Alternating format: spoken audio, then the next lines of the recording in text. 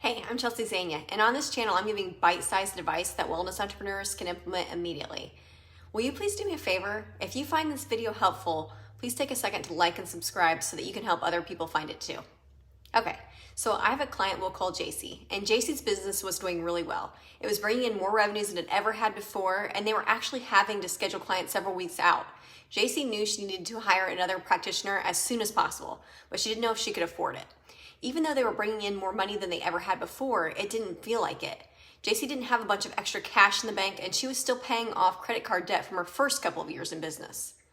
She felt like she didn't have the runway that she needed to be able to cover payroll for another practitioner for the few months it would take before she could fill up their books. It is crucial to maintain enough cash reserves to scale and grow your business. You never want to put yourself in a position where you can't make payroll. You also don't want to have to turn clients, aka revenues, away because you don't have enough capacity to serve them. So how much cash should you have? Of course, that really depends. I like to see clients use at least 3 bank accounts: an operating account, a tax savings account, and a cash reserves account. And some clients use more for other purposes, think profit first. And I found that 3 bank accounts is just the most manageable for clients.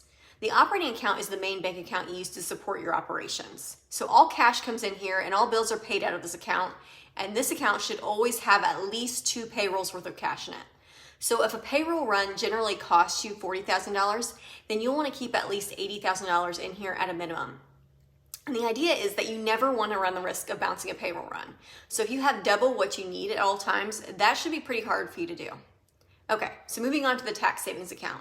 And this account is exactly what it sounds like. So most of my clients are S-corps, so most taxes do flow through their personal tax returns. However, we still want the business to cover the taxes in the form of owner distributions.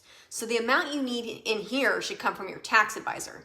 But until they've given you a target, a safe amount is 40% of net income. So on a monthly basis, after you've closed your books, take your net income number and transfer 40% of that amount over to that tax savings account. Okay, lastly, the cash reserve account should serve as your emergency and growth fund. So you'll want 10 to 30% of gross revenues in here to cover emergencies plus whatever you need for your growth plans. So I know 10 to 30% is a really wide gap. So how much do you really need for emergencies really depends on the stability of your revenues. So if you have a good amount of recurring revenues and memberships and your revenues just don't vary much on a monthly basis, then 10% of gross revenues should be fine.